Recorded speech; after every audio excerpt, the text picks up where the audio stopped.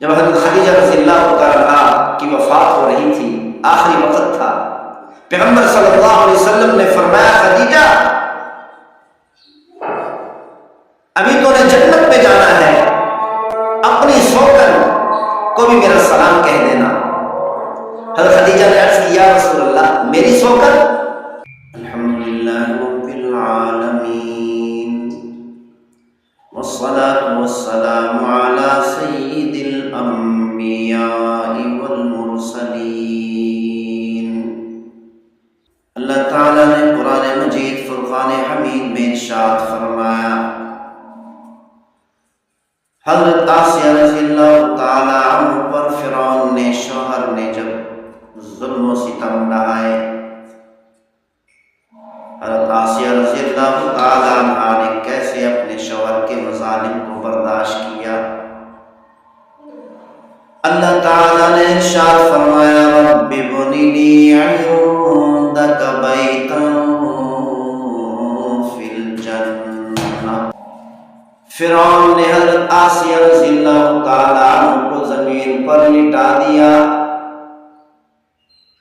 ہاتھوں اور پاؤں پر میخیں گاڑ دی، نرم و نازک جسم پر کوڑے مارتا رہا۔ اس وقت کی شہزادی تھی، ظاہری طور پر اتنے مظالم برداشت کرنے کو تیار نہیں تھی۔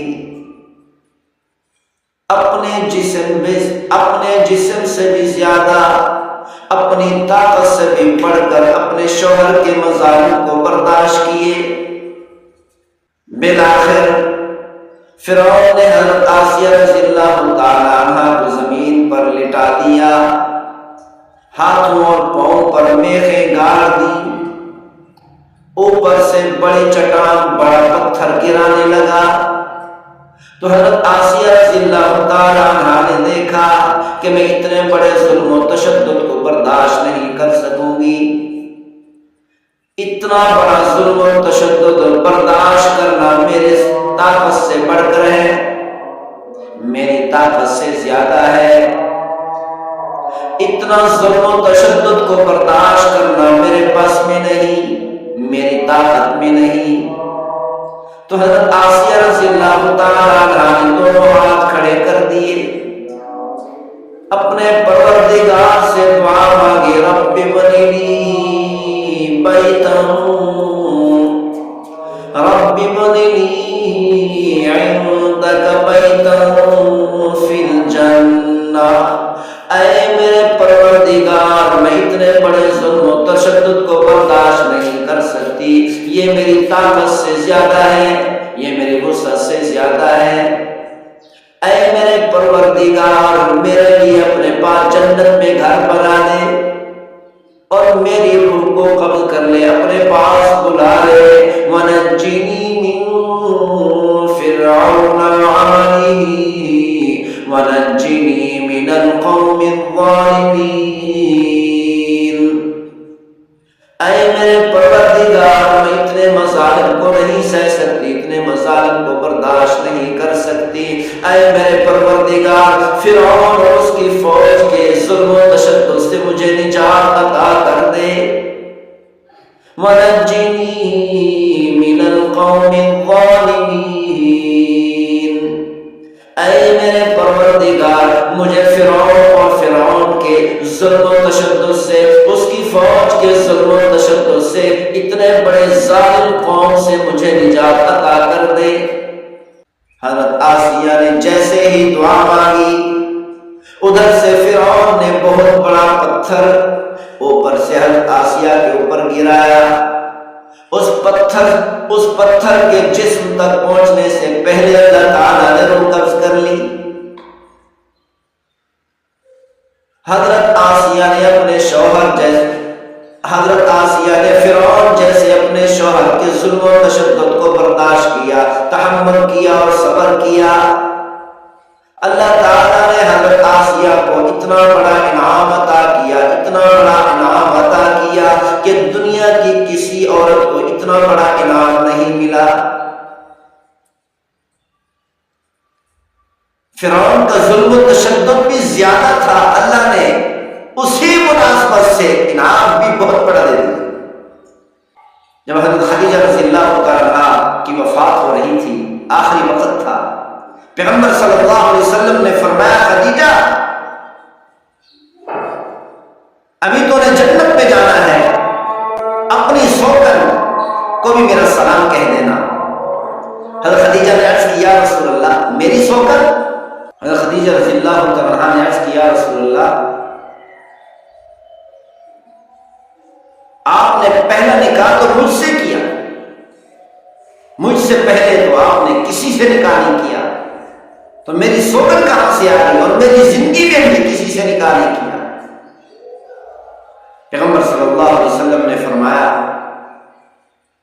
وہ آسیہ کہ جس پر اس کے شوہر فرعون نے بڑے مظالم ڈھائے، حضرت آسیہ نے وہ مظالم برداشت کیے، مظالم برداشت کرنے کی وجہ سے اللہ نے حضرت آسیہ کو اتنا بڑا مقام عطا کیا، اتنا بڑا انعام دیا کہ جنت میں اس کا نکاح مجھ سے کر دیا۔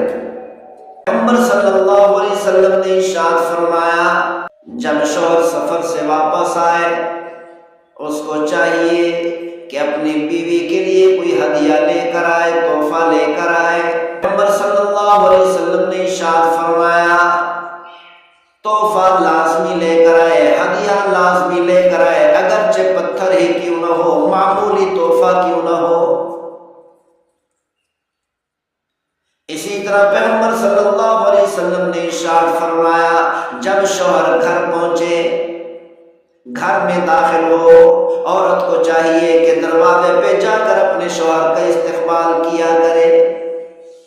پیغمبر صلی اللہ علیہ وسلم نے ارشاد فرمایا جو عورت، جو بیوی اپنے شوہر کا استقبال دروازے پر جا کر کرتی ہے، اللہ تعالیٰ اس کو اللہ کے راستے میں جہاد کرنے والے کے جہاد کا آدھا اجر عطا کر دیتے ہیں۔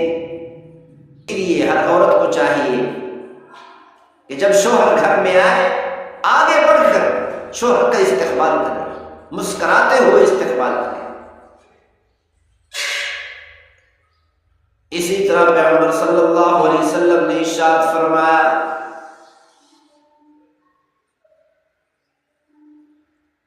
جب مسلمان نماز پڑھتا ہے تو نماز پڑھنے والے کو دیکھ کر اللہ نہیں مسکراتا، روزہ رکھنے والے کو دیکھ کر اللہ نہیں مسکراتا، حج ادا کرنے والے کو دیکھ کر اللہ نہیں مسکراتا۔ حج ادا کرنے والا مشقت سے سفر کر کے مکہ مکرمہ پہنچا، مشقتیں اٹھائیں، مصیبتیں برداشت کی، لیکن پھر بھی حج ادا کرنے والے کو دیکھ کر اللہ نہیں مسکراتا، تہجد پڑھنے والے کو دیکھ کر اللہ نہیں مسکراتا، زکوٰۃ ادا کرنے والے کو دیکھ کر اللہ نہیں مسکراتا، نوافل پڑھنے والے کو دیکھ کر اللہ نہیں مسکراتا، ذکر اذکار کرنے والے کو دیکھ کر اللہ نہیں مسکراتا، قرآن مجید فرقان حمید کی تلاوت کرنے والے کو دیکھ کر اللہ نہیں مسکراتا۔ لیکن جب شوہر اور بیوی ایک دوسرے کو دیکھ کر مسکرا دیتے ہیں اللہ بھی مسکرا دیتے ہیں۔ اللہ تعالیٰ نے ایک نظام بنایا ہے ازدواجی زندگی کا، ازدواجی زندگی اللہ تعالیٰ نے انسانوں کو عطا کی، اور ساتھ ساتھ یہ بھی فرمایا اللہ بتانا یہ چاہتے ہیں کہ میری چاہت ہے کہ میاں بیوی محبت اور پیار سے رہے، اخلاق سے رہے، لڑائی نہ کریں، جھگڑے فسادات نہ کریں، سکون سے رہیں، ایک دوسرے کی قدر کریں، ایک دوسرے کا خیال رکھیں۔ اسی لیے تو پیغمبر صلی اللہ علیہ وسلم نے فرمایا کہ جب شوہر سفر سے واپس آئے تو تحفہ دے کر آئے، ہدیہ دے کر آئے، اگرچہ معمولی ہی کیوں نہ ہو، اگرچہ پتھر ہی کیوں نہ ہو، مراد یہ نہیں کہ پتھر لے کر آ جائے، بلکہ فرمایا کہ معمولی ہی کیوں نہ ہو۔ پھر بیوی کو حکم فرمایا کہ جب شوہر گھر میں داخل ہو تو اس کا استقبال کرے، اور استقبال کرنے والے کو اللہ کتنا بڑا اجر عطا فرما رہے ہیں۔ استقبال کرنے میں کتنا دیر لگے گی؟ تھوڑے سے وقت میں اللہ تعالیٰ نے ایک مجاہد اور مقاتل کے جہاد کا آدھا اجر عطا کر دیا۔ اللہ تعالیٰ ہم سب کو عمل کرنے کی توفیق نصیب فرمائے۔ ما توفیقی الا باللہ۔ السلام علیکم